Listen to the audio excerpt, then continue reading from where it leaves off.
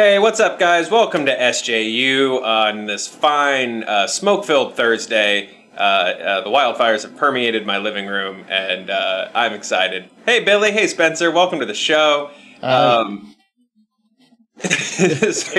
was fighting down another smoke cough as soon as the show started, and that's all that's on my mind. We're talking Mulan today. Did the premium VOD experiment work out for Disney? And then following that story, I have something that is very dear to my heart that I want to share with Spencer and Billy. And then stick around because then we're going to be answering your questions from the chat. So, hello, Billiam. Hello, Spencem. Hello, Joseph. My friends. So let's talk a little bit about the Mulan release. And we're going to do a weird thing where first we're going to talk about what we're not talking about to sort of give some structure and context to the conversation. So let's, the three of us, spend a little bit of time talking about what we're not going to talk about. So we're not talking about how it's done in theaters. It's not done well. There's COVID of it all. The weird pandering from Disney to China somehow didn't pay off, which was bad for them. We touched on that in the Honest trailer. We're also not keying in on the controversies of the film, although we can totally talk about them. Like, this was a controversy-filled movie, based on where they were shooting it, based on comments from the actors about Hong Kong and all that stuff. Like, this was a very, troubled release for Disney, right? When your lead actress is tweeting on behalf of the Chinese government for your Chinese entering movie, that's a weird relationship for a company to have with a country, right? So we're not getting into that stuff, and plus, mostly because Billy is devoutly pro-China. Yes, and we don't want another one of his classic pro-Xi Jinping rants. Yeah, damn it! I had my notes already. Why am I on this episode? I am, so sick of Billy Made in China business over there with his pro rants. And sorry, I'm stumbling a little bit for whatever reason. The smoke is actually really hitting me today, and I'm focusing just as much on breathing and snot not rolling out of my face as I am on trying to read my script. I apologize, you guys. So yeah, we don't want any pro-China rants from all Billy business. CCP business. So then, of course, and then there's the last big element of why Mulan probably didn't do as well as maybe they wanted it to. That was because it was bad. It was not great. It was not a... That's a strong word compared to the other Disney live-action movies. It was middle of the road. My expectations have been lowered so much with Disney live-action. Like, if it's not insulting, okay. This was not. This wasn't. And it's also pretty. Like, it's the Lion King conundrum. Like, if you have this on, you're not annoyed if this comes on TV, but paying $30 for it, ooh. That's a high bar. I would be very annoyed. I would ask for my $30 back for sure. See, I think it hit a little harder for me. I think I would be annoyed if I saw this on ABC. I would rage smash my remote control or whatever 3D hologram we'll have in the future to change. I'm with you, Joe. Boo, Mulan. I do not like Mulan. It is not a good movie. Well, let's talk about how Mulan might cause Disney to make more lawn for more Mulan. So let's get into this. So what did this movie need to do to be a success? So a lot of publications have used sort of like back of the envelope, like on a napkin style math to estimate how many of Disney Plus's estimated 60 million subscribers would have to purchase the film to make the experiment worth it. So this is via DOT.LA. Roughly a quarter of those 60 million subs would have to pay $29.99 to compete on the low-end performance of around like $40 million. So that's 400. $400 million. $40 million. Which, by the way, isn't that sad that a movie that makes $400 million now is on the low end of expectations? It's really crazy, right? Yeah, for a blockbuster, it's like $200 million movie, $200 million worth of marketing. Yeah, that's where you're at. I was just watching like some behind the scenes thing of like, I think it was like Batman or Batman Returns, and it was like, it made like $12 million opening weekend. No one had ever heard of that. I was like, oh my God, that is beyond a failure these days. It's so sweet and quaint. Right? There's definitely no cliff or bubble that could possibly burst for a movie having to make $500 million to be successful. Anyway, so to pass the coveted $1 billion mark, more than half of Disney Plus's users would have had to purchase early access to Mulan. So, all that said, what do we know results-wise? So, we have to take all of this, like we take any numbers from studios, any box office data, whether it's streaming or theatrical from studios, because it's all a little bit of propaganda. It's all spin. It's all stories. So we take all of these with a grain of salt because Disney's not releasing their numbers properly, and quite frankly, if we did, I don't know if a lot of people would take them at their word. But they said that they're very pleased with what they saw over Labor Day, and what we think we saw by like working it out. This is via Yahoo Finance. They actually put out an interesting article that kind of broke all of this down. This is from an analytics firm called 7 Park Data. I think we've quoted them before on other streaming numbers. So the way they break it down is nearly 29% of U.S. households that subscribe to Disney Plus purchased the $30 Mulan film through September 12th. That's a little over a week after release, which surpassed other popular and free titles on the platform. So assuming that U.S. households make up about 50% of that total base, their data suggests that roughly 9 million users purchased the Mulan film for $30 a pop. Under that scenario, net profits conservatively would be about $261 million for U.S. markets alone. Their downloads of the app also spiked that week, about 68%. Consumer spending in the app also spiked about 193%, which can also be attributed to customers paying the one-time $30 Mulan fee. So that is a pretty good chunk of change that Disney doesn't have to share with anyone. So does that mean Mulan is a success?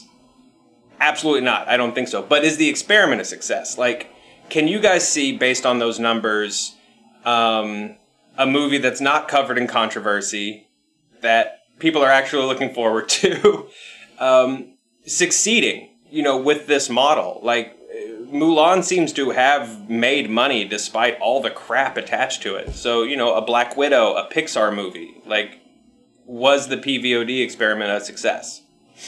So it seems to have made its money back, if not outright through PVOD sales, then adding in the nebulous theatrical money that it's making. But that's not the business they're in. Disney, they make like 8 movies a year and they want them all to be billion-dollar movies. They want everything to be huge because not only is it nice to make $1 billion, but each movie is adding to the mythos and leading you on to the next one of like, I love these Disney live action movies. I got to see the Cruella one that they come out with next because I loved Mulan and I loved Maleficent and I loved the one before that.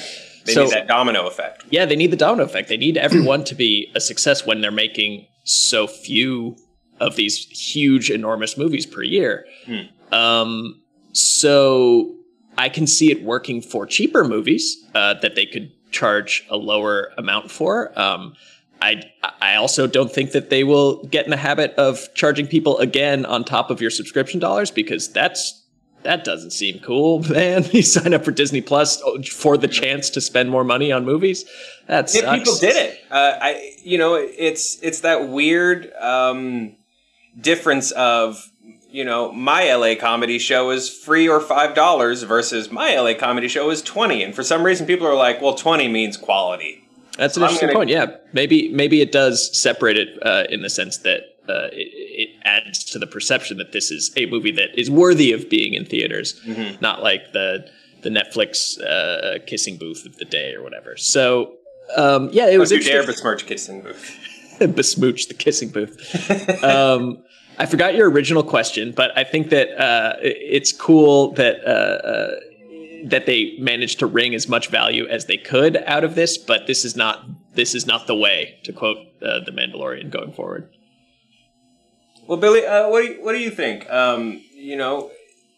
Is there a fool me once kind of problem with Mulan, like the one they experimented with out the gate? Like maybe people went, wish I hadn't spent $30. I'm not doing it again. Or possibly, but it also seems like a majority of people actually did enjoy the film. Like I think we might actually be in the minority on this one. But either way, the thing that we actually probably will never be able to say one way or another, because box office forecasts are just so they're pretty nebulous, but it's like, this potentially could have been best case scenario for this movie. I mean, there were reports that prior to all the COVID, this wasn't tracking incredibly well, certainly nowhere near the levels of a Beauty and the Beast, of an Aladdin. Right. So you put it on Disney Plus, where you don't have to release your quote-unquote box office. You don't have to really release any real information other than we're happy with it. You save face on something that maybe could have been a box office disaster. Again, we don't know. It could have performed just as well. Who freaking knows? So, in that case, I bet you Disney wishes, man, I wish we had this for John Carter or Mars Needs Moms. On the other hand, as someone who actually owns Disney stock, I'm like, man, wish you guys would have figured this out for Hamilton before you just dropped it like it was nothing, you know? That's a really good point. I mean, they could have made so much money on it. I mean, I'm sure the subscriber spike was nice. Yeah, that's what they were going for with Hamilton, is new subs. I think that's the difference. Yeah. But with hindsight, I think a lot of people would have paid $30 for Hamilton on PVOD, which Simon in chat kind of makes an interesting point that I think sort of lines up with maybe the Hamilton of it all. Is the issue with the experiment is that it relies entirely on FOMO, which, according to the kids, is fear of missing out. And that just doesn't exist with a critically inferior remake of a story people already know. He says it may have worked with an MCU movie, though, and a lot of people in chat agree with him. Sayud says, I would only do this again if it was an MCU film.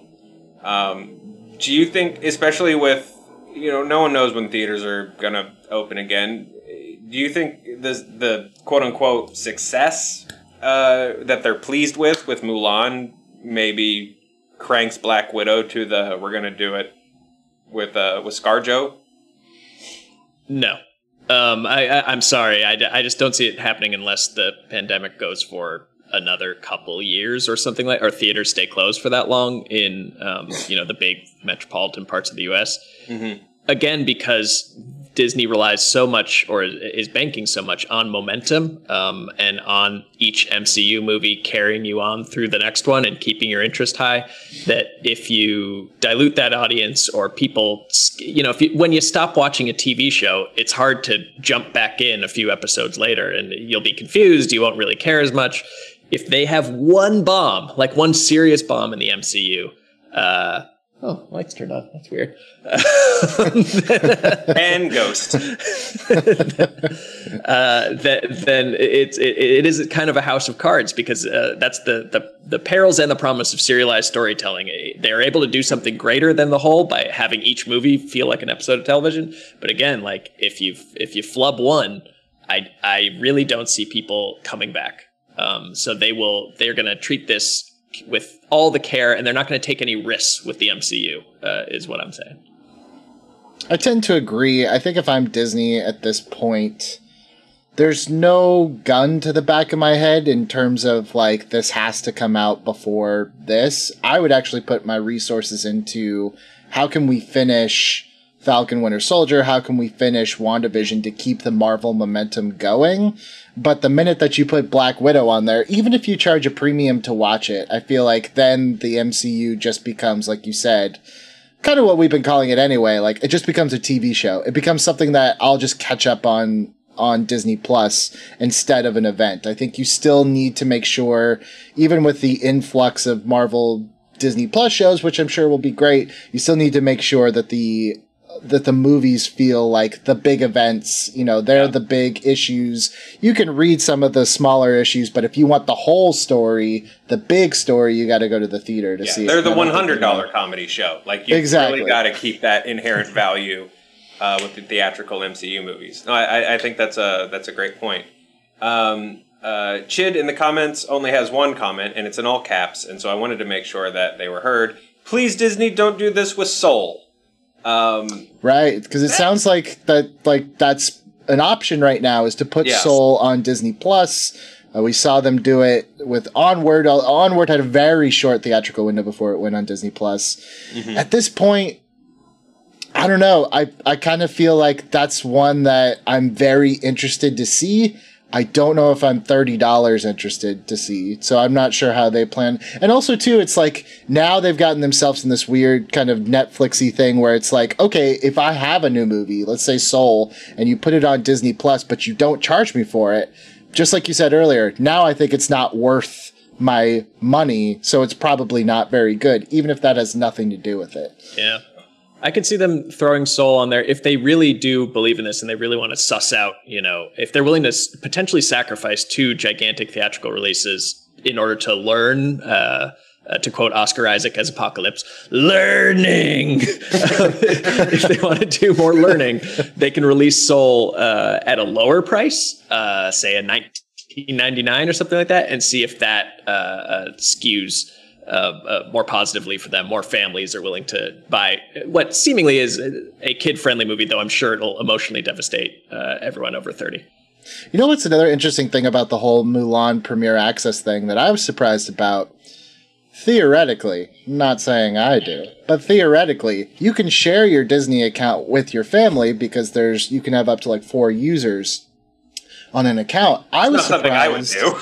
I was surprised that if you buy it on one of the 4 accounts, it basically unlocks for everybody. It doesn't unlock it to just that profile. So I actually wonder how many people would have bought Mulan had you like limited it to a single login, essentially. It's kind of the old Netflix like sharing thing where it's just like how many people actually use Netflix as opposed to how many accounts are there, you know? Good point. Yeah. It's got to be like a mutually assured destruction thing, because if they really kicked everybody off those services, like I don't know, I guess they don't really release metrics anyway, so it doesn't matter. But wouldn't they lose like a third of their viewership if they really kept it to like one person, one account? But like, what's the point of viewership? Because traditionally, higher ratings equals more ad revenue. Yeah. So if no one's paying for it, what does it matter if anybody's watching it, I guess? True. Yeah, I guess that's sort of the answer. Because I was always perplexed when Netflix started deleting like dead accounts. Right. To me, I was like, why would you lose those numbers? But if they're not active and they're not adding to minutes watched and stuff like that, then, you know, I guess who needs them? Might as well clean house. Yeah. Well, boys, I think we've spent too long talking about Mulan. But you know what you should be doing tomorrow, Fandom 5, Disney style. So bone up on your free Disney Plus offerings today. Do some rewatches because tomorrow at noon we're doing a Disney edition of the Fandom 5. It's always super fun. Come hang out. Come participate. We promise it is not 150 questions specifically about Zazu. There's a good mix, I will say. Some about Zazu. Without cheating or giving anything away, I think there's a lot from probably our youths in terms of like the Renaissance, Little Mermaid up. But for those who need a little bit of a challenge, there's sprinkled some classics. So I would maybe go back to some of those earlier ones. Just give them a quick glance over before you What about the new stuff? What about the Emperor's New Groove? That's definitely all on the table. All the way. We're talking Prince and the Frog, Bolt. It's all fair game. Bold questions. Okay. I'm into this. Talking about trivia questions always reminds me of one of my favorite scenes from the BBC Office where Gareth is running trivia and someone raises their hand and they're like, Gareth, are all these questions going to be about war? And he's like, no, I have a great one about the Panama Canal. And then like his next question is like, what was the name of the canal? Guys, I have a story that's important to me, and I wanted to share this with you guys. So, you know, the Halloween's coming up, and then past Halloween, the holidays are coming up. A lot of people are going to be looking for gifts, you know, special purchases, or even maybe, you know, the quarantine's getting to you, and you need to splurge on yourself a little bit. I feel like this might be helpful, maybe even to the two of you. Moulton, I will sort of walk you. I'll call out for images. Okay. I want to talk to you guys about an Etsy store that I found. Oh, good. It's called Nancy's Haunted Dolls. Oh, God. How did you find this, by the way? Moulton, can you bring up the image of the storefront? Ah. Oh, boy. This is Nancy's Haunted Dolls. Sorry, What is my aunt doing there? This is an Etsy store run by Nancy. And she sells haunted dolls. Where did she get the haunted dolls? I'll tell you. Let's learn a little bit about Nancy. According to Nancy, I recently inherited over 1,300 haunted dolls from a psychic grandma's estate a couple of months ago. My grandma Psychic grandma estate sales are lit. They're the best. Such good deals. Such good deals. She was a well-known psychic. She passed away at the age of 102. So she was basically Moses. He was 406, I think. She was able to connect with the dead. She did many psychic readings for celebrities and for our local community. I inherited all kinds of haunted dolls. Black, white, porcelain, antique, vinyl, witch dolls, spell dolls, jinns, and many more. If you have a special request, please feel free to leave me a message. I'll go kill them and trap their soul in this doll. It's the worst version of Katana. Well, those souls have to go somewhere once the sword gets them. She notes, I had been selling my dolls on eBay, but eBay did away with paranormal items, so I decided to sell here. Wait, stop, full stop. How did this edict get handed down from eBay that I want to know what horrible thing haunted? happened. Yes. What horrible thing happened at eBay that People were complaining. They would open the package and a spirit would shoot out and the styrofoam peanuts would get everywhere. Or was someone like, I'm selling a ghost, and then you'd open the box and there's nothing in it, and they're like, it's the ghostly spirit's now with you. So we need to look into that. Ryan, can you start Googling? Yeah, can you look into why eBay stopped selling paranormal stuff? So, what kind of dolls can you buy at Nancy's Haunted Dolls? Let's take a look at the first image of types of dolls. Jonathan, can you bring those up for me? There's some dolls you can buy. Oh my goodness. On Nancy's Haunted Dolls. What is wrong with Cassius? They're horrible. I'm into the hyper spirit. Baby Ricky, the hyper spirit.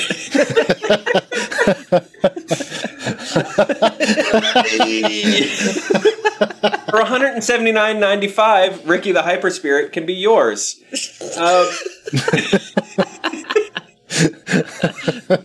And then I think we have another image of the types of dolls. There we go. Here's some good ones. Whoa.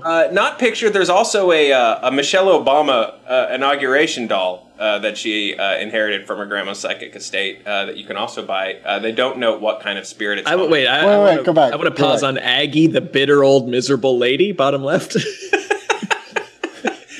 She doesn't look that miserable. She looks like she just, filled her diaper. Yeah, she looks like she just... She looks like Drew Barrymore. She does look like Drew Barrymore took it down. At least Wait, what is the one in the far right? What is the one in the far right? The bottom. The bottom. Maybe Sammy is up for adoption. Melanie the Perfectionist. So this just sounds like they just were annoyed with her. Like, that's not even paranormal. Well, it's just like, ugh. This one just judges you. Well, let's do a deep dive on two dolls specifically that I saw. What kind of ghosts are in these dolls? And to answer that question, I want to first introduce you to Paula the fat midget stuck in a child's body. Hey now.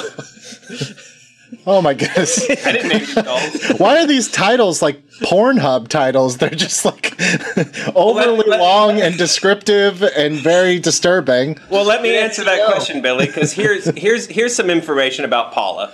This is Paula, and she's an overweight midget stuck in a child's body. Paula was a clever 32-year-old lady who helped her boyfriend commit a lot of robberies. But she walked into the wrong second grandma's house. She would dress up as a little cute girl and go with her boyfriend to the parking lot of supermarkets and distract women so they'd help her find her mommy. Whenever the women would be distracted, her boyfriend would rush behind them and take their purse and run off with it. Then she foolproof plan. Foolproof plan. You can, once you purchase the doll, you will hear her creepy shouts and arguing whenever the full moon is present. Paula likes to play games with people. She'll tap them on their shoulders and laugh when people turn around and she's made of bisque. She's sneaky and clever. She's filled with a real lobster bisque, so when you squeeze it, and that's why you can always tell when she comes around, because you'll feel hot flashes from the hot bisque, I guess. Paula died of high blood pressure due to obesity. This vessel is extremely heavy, and she's a lot bigger than the average porcelain doll. She's also as wide as a chunky child. Oh boy! So that's the kind of spirit that's haunting Paula. I want to take you guys to another highlight. Hey, we all like the movie Ghost Dog: Way of the Samurai, right? Yeah. Good flick. Well, would you like to own a literal ghost dog? No. Dead dog. This is... I stand corrected. This is Haunted Bomber, the super cool dog spirit. Well, he's so much cheaper. He's so much cheaper. Well, look. Oh, he's 10% off. That's why. Only one available. Shouldn't there ever only be one of each of these? If there's multiple... That's bad. That's just like the Walmart of haunted spirits if they're just cranking them out in batches. Bomber is a super cool rare dog spirit. He plays the song Lowrider. And he's a hydraulic dog that goes up and down when his music plays and wiggles his tail.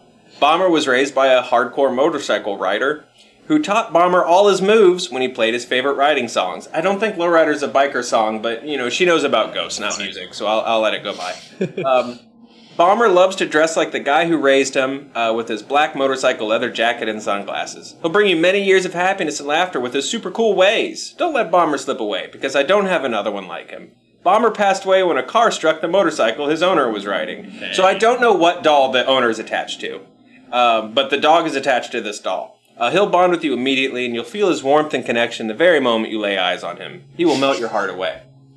This is grim. I mean... They're all so grim.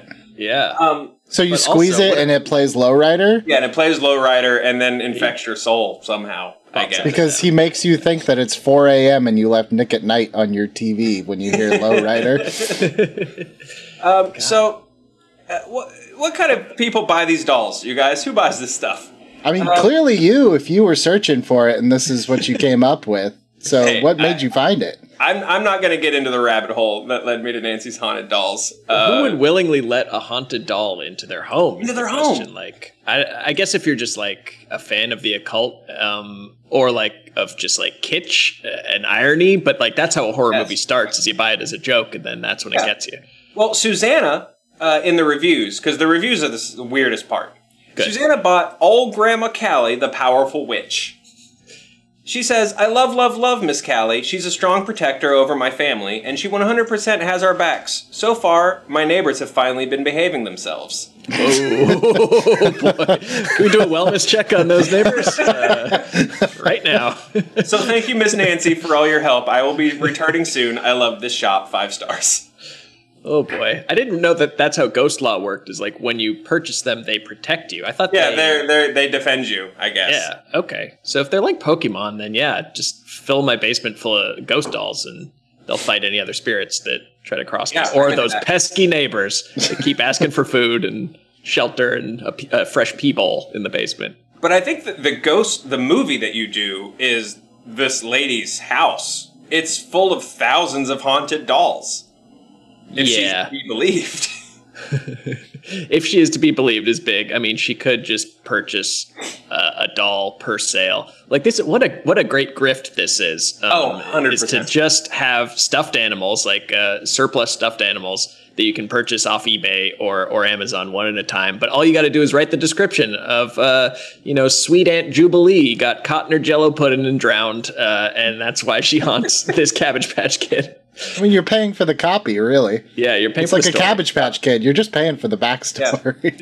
Yeah. Although I would... That's an interesting will reading for that family.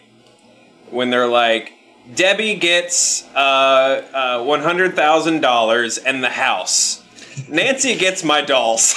I hate Nancy. All 1,300 of my haunted dolls. But how are all the spirits attracted to the dolls? So that's the part. Like, I wonder about does that she decide too. ahead of time? Is there like some sort of transference ritual that you have to perform? Is this like Child's Play? Where you have a doll, like a room where she leaves one doll and then like traps a ghost in it.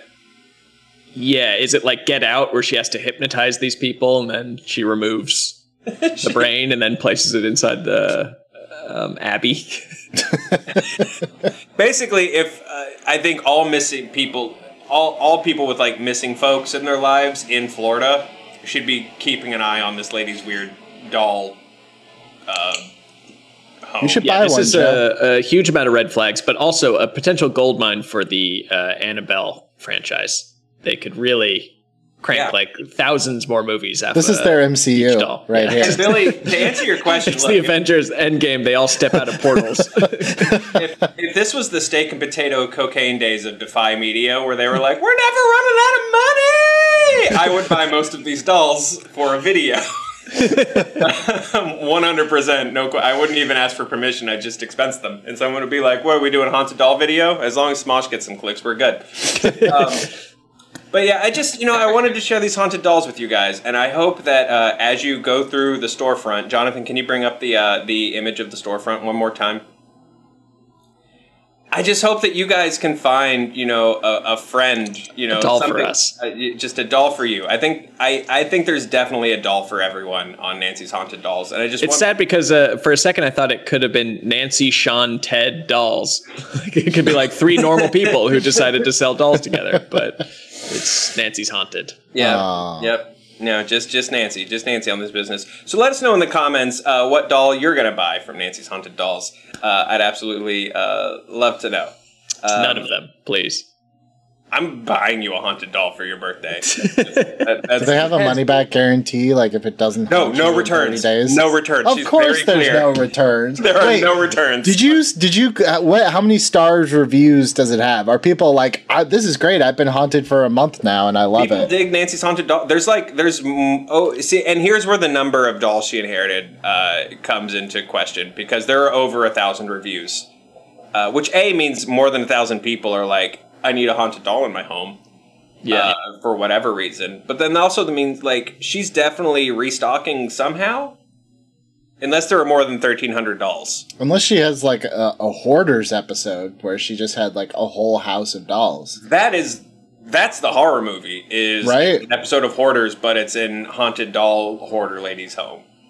That's actually a great horror premise, and you don't know the whole time if, the horror is the hoarding, or if these are really ghost dolls. We're writing this now. Let's reboot it.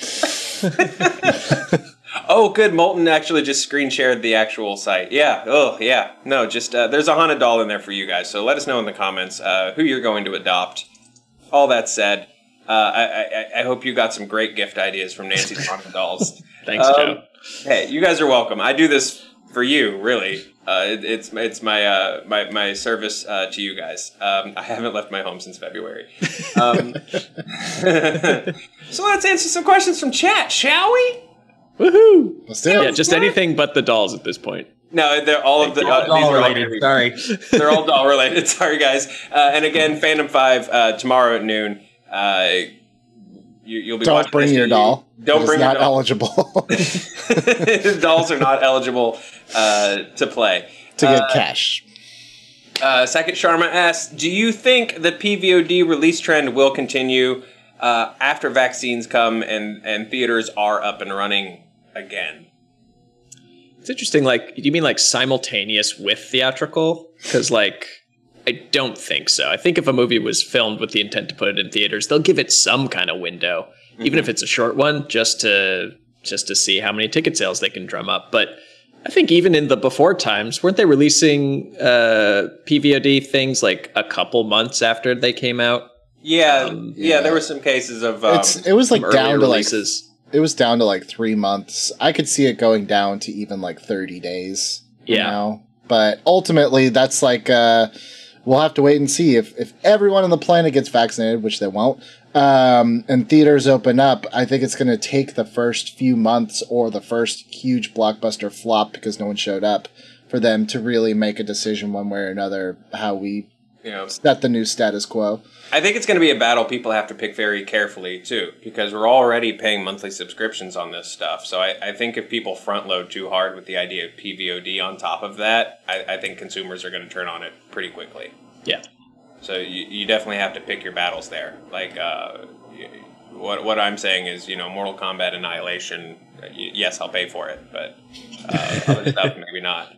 The worst birthday party I ever went to, that poor kid, he invited all of us to go see Mortal Kombat Annihilation. Ooh, that's rough. And we all just laughed like, happy birthday, man. Sorry. You will die. Ugh. Yeah, that's rough. Sorry, Curtis. And Raiden jumps out and he's like, do you like the new look? Like, this is a weird moment in this movie, Dexter's dad. Lauren Cucci asks, candy corn, yay or nay?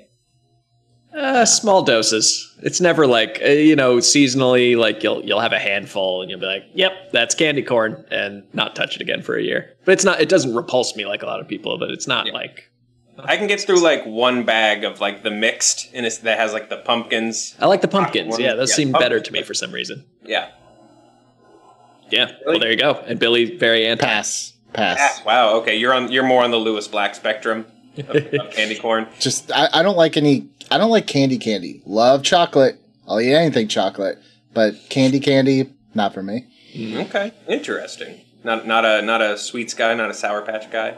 Ugh, I hate Sour Patch. Well, I wish you hadn't said that because this episode of SJU brought to you by Sour Patch Kids. Oh, coming out in new watermelon flavors. Oh boy, thanks, Billy. Also, if you've never seen Lewis Black's bit on candy corn, Google it. It's very funny. Raymond Velasquez asks, in honor of Billy's t-shirt, this is a very just Billy-specific question to annoy Spencer. In honor I'll of Billy's just tune t-shirt, out. It's fine. Who was the worst member of the Alliance? Long live the Alliance. Let's push wrestling talk 2 days in a row on Spencer. Sean Stasiak. Poor guy. Just could not get over, and the invasion did not help. Oh, Stasiak. I was not watching during the invasion. That's a weird blackout period for me for wrestling. But there you go. Sean Stasiak. Worst member of the Alliance. Rob Turner asks, how much beef do you reckon you could eat in one sitting? I hadn't looked at the question before I started reading it. That's an excellent question, Rob. I'll handle it. That's a really great question. I had a lot of beef last night. I fired up the grill, grilled some corn, some portobello mushrooms, and 4 cheeseburgers. 3.5 of which I ate myself. So I think that's but it wasn't they weren't huge patties or anything. It's just like one brick of meat. I don't know. It's probably like 1.5 pounds of beef in a sitting. Mm-hmm. That said, there's a place in Los Angeles known only as the Secret Beef Restaurant. It's invite only, and it is like a 12-course all beef meal. What? Yeah, I'll take you something. It's like the Magic Castle of beef? It's like the Magic Castle of beef. Holy crap. How many haunted dolls do I have to buy you to get this hookup? Negative 1 million. But it's I wonder if it's actually still around with COVID and stuff like that. Probably not. Or it's just gone deeper underground. But I must have had half a cow there. Easily half a cow. 12 courses, all beef. Just imagine how much that adds up to. And you're in the neighborhood. That puts some kind of feeling on me. I'm a little shook up by that description. I haven't had an opportunity to test my mettle in a while because we've gone not completely vegetarian, but we're at least like trying our best. But I will say that, have you ever had a barbecue over at the Hollywood Way in Burbank? Yes. It's called that because it's on Hollywood Way. They have a sandwich called the Stacker, which is just all of their meat on 2 pieces of bread. So several hot links, some brisket, pulled pork. It's all just on some Texas toast, and I think it's like a good 2-pound sandwich. I used to be able to polish off a Stacker. Haven't in a while though. What's a Stacker? That's what it is. Yeah, it's just all of their meats on all the meats. Texas toast. Yeah. So it's like 2 hot links, a big old scoop of pulled pork. I think we should settle this live on SJU. I have too many qualifier questions to answer this properly. What time of day is it? How hot is it outside? What do I have to drink? Am I timed? How many towels do I have? We can assume ideal beef eating conditions, Billy. Yeah, so, however okay. you raise beef, you could set up those conditions. And About 5 p.m. on a 73-degree April day. Okay. you skipped lunch, Billy. You're so hungry. Yeah. I think... You're not paying for it. It's a company dinner. Is it timed? Or is it just until... I mean, a reasonable amount of time. You can't go until midnight, but the length of one barbecue. A nice leisurely beef eating with your boys. Do I have to have any sides, or is it just beef focus? Is this man versus food, where I'm just taking down cow? Or do I also have to do, I think actually I'll clarify the question. I don't think you're allowed to know that you're in a beef eating contest because it's not like Kobayashi. That's totally different then, because then I have to follow social norms. Like I could probably eat way more beef than I would care to let other people know. Do your social norms change if you're at a cookout? Mine do. I will put away hot dogs at a cookout. So Rob is coming in here and helping answer some of these questions. So I do want to make thank you, Rob. Sure. Yes, it is a live beef off, according to Rob. Okay. Wow. Okay. All right. So tournament rules beef off. He claims that dusk is prime beef eating conditions. I agree. 5 p.m. That's what I said. The magic hour. Pure beef. He said, yeah, and he said, yeah, typical dinner time. So just to Oh, and he says you get to choose the drink as well. Okay. I think if I really put my mind to it, I could get down a couple pounds, maybe 3 to 4 pounds. Yep. Sounds about right at max capacity. Right. That's I got to clear my schedule for the next 2 days afterwards. Yes. I'd probably check with my doctor beforehand, all that kind of stuff. This conversation has somehow made me hungry and sad. Only in America. Well, no, I want very much to be able to have a beef off with my boys and cannot because of plague. We did this with tacos once because a group of us were arguing how many soft tacos from Taco Bell we could knock down. I made you put away, buddy. Like a disgusting amount I'm not willing to say on this show. Slack me later. You have become a haunted doll amount of tacos. I will just say that all of our wives left, and they're just like, we're not staying while you guys do this. That's a lot of food. Like, if your spouse looks at you differently from then on, like, that's impressive. If they can't be in the same room as you, yeah. Yeah, that's well done, sir. Absolutely well done. F-Pop Entertainment asks... what is the best kill scene in a movie? Let's close out on this question. What are your favorite kill scenes in a movie? Recency bias tells me that all of them are in A Night Comes for Us, which has some of my favorite kill scenes I've ever seen in a film. There's so many to choose from in that one. Yeah, a man's drinking champagne and then another man just punches the champagne flute through him. That's a good one. Mine is the part in Meet Joe Black when Brad Pitt gets hit by 2 cars. That's a very good answer. That's a very good answer. So insane and really such a wild tonal shift from the rest of the film. It's like high comedy, like like something from Mr. Bean. Oh, thank you for having that ready to go. Yes, well done. Oh, it's just nonstop. Well, it's not looped. The gift that keeps gifting. Yeah, that's my pick. That's the best kill. Billy? Even though I know it's coming every single time, I still am delightfully surprised and shocked when he accidentally shoots Marvin in the face in Pulp Fiction. Oh, yeah. Just the whole conversation in the car that follows it is probably my favorite movie death, just because it's like, oh man, I shot Marvin in the face. Yeah, they're very just frustrated and casual about it. Yep. Trigger discipline. There we go. Yeah. Well, I think we could show this on almost. Yeah, we don't need the brains on the upholstery. Well, gang, those are our answers. Let us know your favorite kill scenes in the comments. And then let us know what kind of dolls those poor people's departed souls should be trapped in. And how much beef you can eat. And what do you think is prime beef eating time? A lot of discussion that needs to happen in the comments today. Looking forward to seeing it unfold. We will see you guys tomorrow at 11 on SJU. Thanks.